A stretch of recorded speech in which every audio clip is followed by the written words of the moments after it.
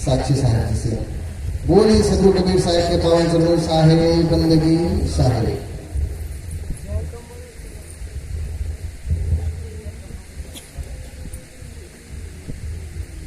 बोलिए सदगुरु कबीर साहिब की जय, संत समाज की जय, भक्त समाज की जय।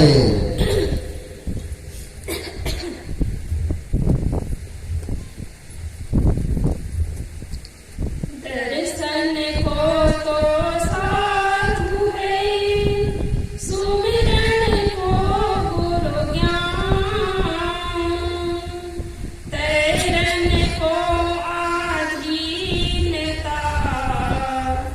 डूबन को अभिमान, तैरन को आधीनता,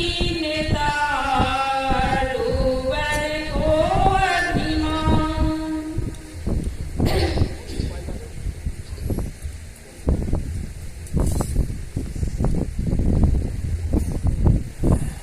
समय तो बहुत हो चुका है, इसीलिए मैं एक संतों का नाम नहीं लूंगी।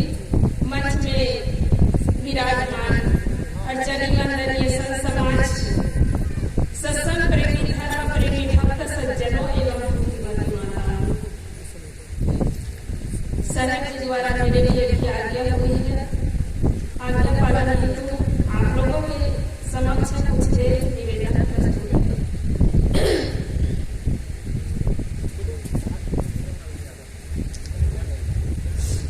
अभी बहुत देर से आप लोग गुरुजनों के विचार श्रवण कर रहे थे।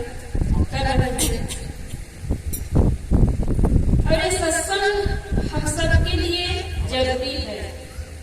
भोजन और भजन दोनों के बिना यह जीवन चलने वाला नहीं है। तन को स्वस्थ और सुदृढ़ बनाने के लिए भोजन की आवश्यकता है। भोजन का समय हो चुका है, और भोजन का समय हो चुका है, उसके बाद हम कितनी अच्छी अच्छी बातें बताएं, ज्ञान की कितनी भी ऊंची ऊंची बातें बताएं, लोगों को लगेगा कि कब सत्संग समाप्त हो तो कब हम भोजन करने के लिए जाएं। तो तन को स्वस्थ और सुदृढ़ बनाने के लिए भोजन की आवश्यकता है, और मन को स्वस्थ और सुदृढ़ बनाने के लिए भजन की आवश्यकता है। भोजन करते करते कितने लोग दुनिया से चले गए, इसी गांव से, दूसरे गांव से, दुनिया से भोजन करते करते कितने लोग चले गए। कितने बड़े बड़े राजे महाराजे, किसी का नामो निशान नहीं है। लेकिन जो भजन करते करते दुनिया से गए, उनका आज नामो निशान है। साक्षात शरीर से दर्शन नहीं किए हैं, केवल नाम सुने हैं। उनके ज्ञान को हम अपने जीवन में उतारे, उनके बताए हुए मार्ग पर चले, तो हमारा भी जीवन अच्छा बन सकता है। हमारा जीवन जीना भी सार्थक हो सकता है।